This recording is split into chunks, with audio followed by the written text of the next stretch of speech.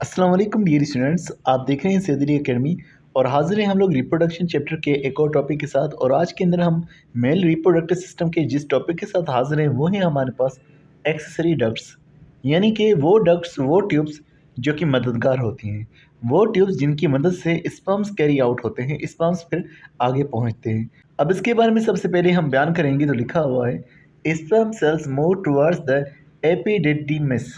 एपिडिडीमिस की तरफ स्पर्म्स जो हैं वो जाते हैं। अब ये स्पर्म्स कहाँ से जाएंगे? हमें मालूम है कि टेस्टिस के अंदर कुछ ट्यूब्स मौजूद होते हैं जिन्हें सेमनीफेरस ट्यूब्स कहा जाता है। उन सेमनीफेरस ट्यूब्स के अंदर स्पर्म्स इमेच्योर हालत के अंदर बनते हैं स्पर्मेटोजेनेसिस के ज़रिए से। अब स्पर्म्स जब बनेंगे तो वो पहुँचेंगे एपिडिडीमिस के पास। अब एपिडिडीमिस के पास पहुँचेंगे, लेकिन उससे पहले वो गुजरेंगे रेटी टेस्टिस से और फिर जा कर के इस हिस्से में पहुँचेंगे। अब थोड़ा सा बुक में देखेंगे और फिर हम समझेंगे कि किस तरह से ये होगा।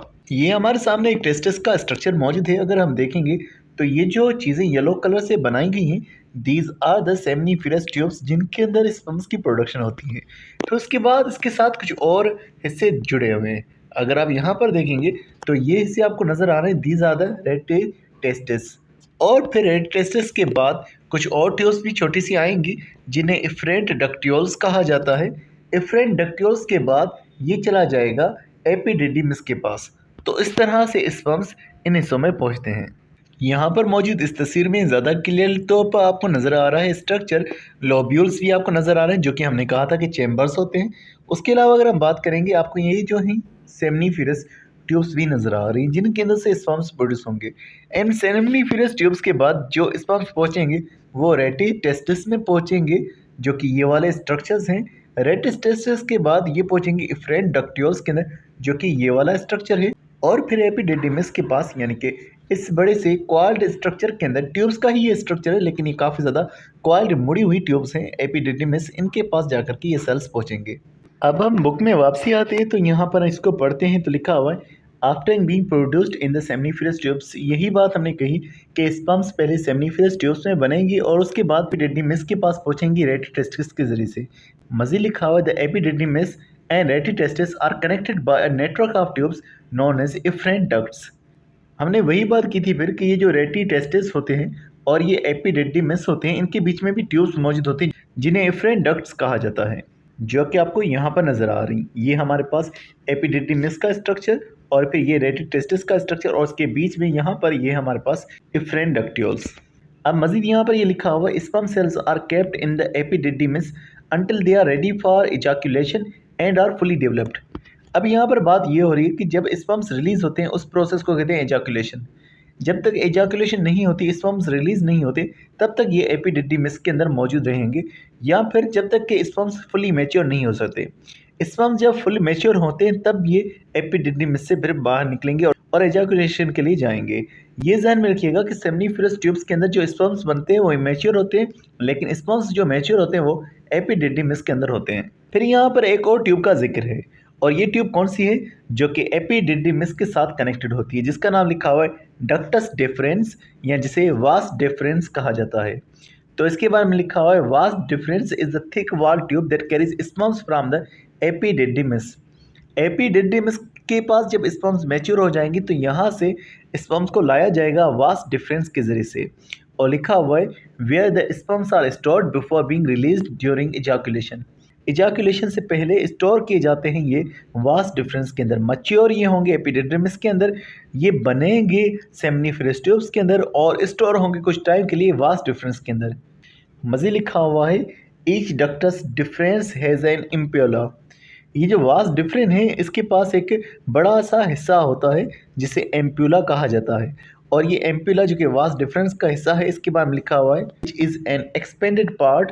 ये एक फैला हुआ हिस्सा है that serves as a reservoir, और जो कि रिजर्वायर के तौर पर काम कर रहा है, यानी कि जो कि महफूज रखने के लिए काम कर रहा है, जो कि स्टोर करने के लिए काम कर रहा है।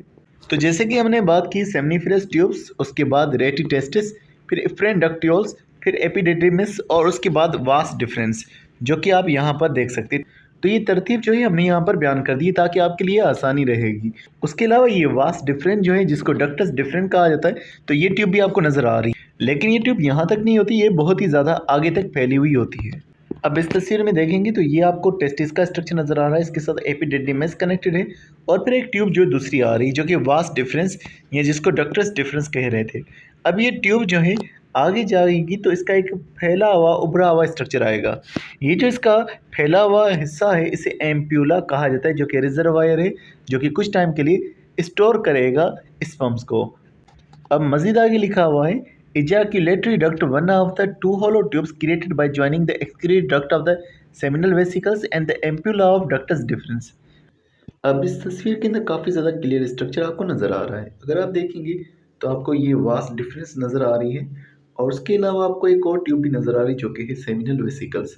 अब आपको यहाँ पर ये नज़र आ रहा है कि ये दोनों आपस में कंबाइन हो जाती हैं, यानी कि जो स्पर्म्स आएंगे जो वास्ट डिफरेंस में से आएंगे और जो सेमिनल वेसिकल्स में से फ्लूइड होगा, ये दोनों साथ में कंबाइन होकर के साथ में जुड़ करके पहुँचेगा यूरेथ्रा के अंदर। जो आपको दूसरी चीज़ नज़र आ रही है, दूसरी ट्यूब, वो है हमारे पास यूरेथ्रा और यूरेथ्रा के बीच के अंदर ये तमाम चीज़ें दाखिल हो जाती हैं।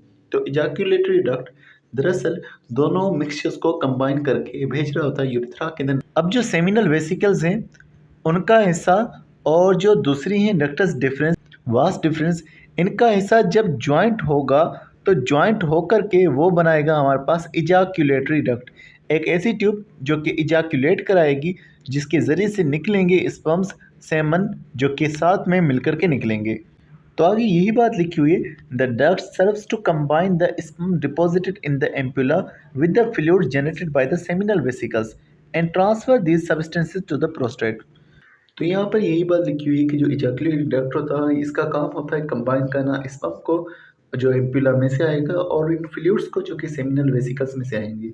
जब स्पर्म्स और फ्लूइड्स आपस में मिलेंगे तो एक मिक्सचर बनेगा जिसे हम लोग कहेंगे सेमन। तो सेमन की प्रोडक्शन यहाँ पर होगी और ये सेमन जो है ये प्रोस्टेट ग्लैंड के अंदर ट्रांसफ़र नहीं होगा बल्कि ये जो है यूरेथ्रा के अंदर एंटर हो जाएगा और यूरेथ्रा ही जो है फिर रास्ता होगा जहाँ से ये दोनों चीज़ें रिमूव होंगी इजैक्यूलेशन के नतीजे में। अब ये ध्यान में रखिएगा, यूरेथ्रा एक ऐसा रास्ता था जहाँ से यूरिन जा रहा था। आपने यूरिनरी ब्लैडर को देखा था तो वहाँ से यूरिन यूरेथ्रा में दाखिल हो रहा था। तो सेमन जो है जिसके अंदर स्पर्म्स मौजूद है जो कि एक मिक्सचर बन चुका है, उस सेमन का रास्ता भी यूरेथ्रा में से होगा। तो लिखा हुआ है about half way through the prostate gland, prostate gland के बीच में से यूरेथ्रा में ये दाखिल हो जाएंगे और यूरेथ्रा को लिखा हुआ है यूरिनो जेनिटल डक्ट भी कहा जाता है क्योंकि ये यूरिनरी और रिप्रोडक्टिव डिस्चार्ज का एक कॉमन पाथ होता है, यानी कि यूरिनरी डिस्चार्ज यानी यूरिन है वो भी इस यूरेथ्रा में से आता है और जो रिप्रोडक्टिव डिस्चार्ज यानी कि जो सेमन है वो भी इसी यूरेथ्रा में से आता है। याद रखिएगा सेमन जो है हम कलेक्टिवली कह रहे हैं स्पर्म और उसके साथ कुछ मिले हुए और फ्लूइड्स को। अब हम बात करते हैं कुछ और पार्ट्स को, जैसे कि नाम लिखा हुआ है पेनिस के बारे में।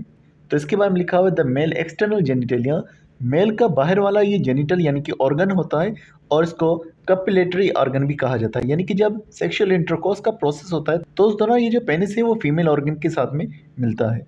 अब इसके बारे में लिखा हुआ है कि इसके कुछ हिस्से होते हैं। कौन से हिस्से हैं? जैसे लिखा हुआ है glands are head or tip of the penis, penis का जो ऊपर वाला हिस्सा होगा इसे ग्लैंड्स कहा जाता है या इसे हेड या टिप ऑफ पेनिस कहा जाता है।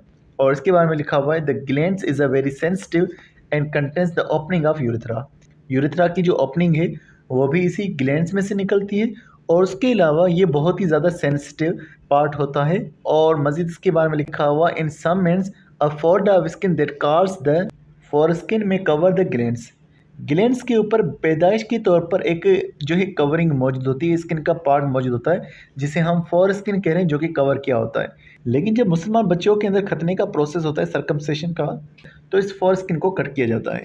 अब इसके बारे में लिखा हुआ है कि हेड के अलावा जो बाकी हिस्सा है उसे शेफ्ट कहा जाता है या उसे बॉडी कहा जाता है और इसके अंदर कुछ लेयर्स मौजूद होती हैं इरेक्टाइल टिश्यूज़ की, यानी कि ऐसे टिश्यूज़ के अंदर मौजूद होते हैं जो कि इरेक्शन का काम करते हैं।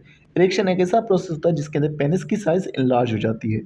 उसके अलावा लिखा हुआ है एक और पार्ट जो कि है रूट।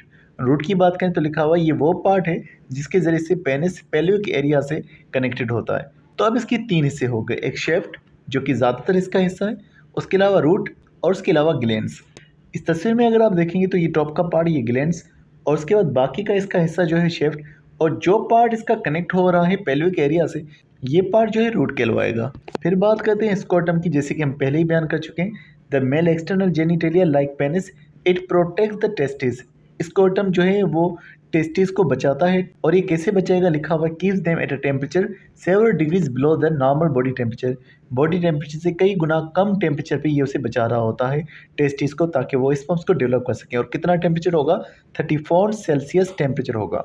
फिर यहाँ पर मजीद लिखा हुआ है 3 sets of accessory glands. 3 glands मौजूद हैं। कौन से ग्लैंड्स हैं, एक है सेमिनल वेसिकल्स, एक है प्रोस्टेट और एक है बल्बो यूरिथ्रल ग्लैंड। अब इनके बारे में बात करेंगे तो लिखा हुआ है सेमिनल वेसिकल्स जो हैं ये 16% जो है सेमन को बनाती है। जो सेमन मिक्सचर बनेगा उसके अंदर सबसे ज़्यादा हिस्सा जो है ये इन्हीं सेमिनल वेसिकल्स का होगा। तो ये लार्जेस्ट पार्ट होता है सेमन प्रोड्यूसिंग पार्ट। उसके अलावा प्रोस्टेट ग्लैंड की बात करें तो ये भी सेमन प्रोड्यूसिंग ग्लैंड है, लेकिन ये लार्जेस्ट सेमन प्रोड्यूसिंग ग्लैंड नहीं होगा। और इसके बाद में लिखा हुआ है it's secret is direct into the urethra. और प्रोस्टेट ग्लैंड अपने सीक्रेशंस को डायरेक्टली दाखिल कर देगा यूरेथ्रा के अंदर। तीसरे ग्लैंड का अगर हम जिक्र करें तो लिखा हुआ है the bulbo urethral glands are a pair of small glands along the urethra below the prostate.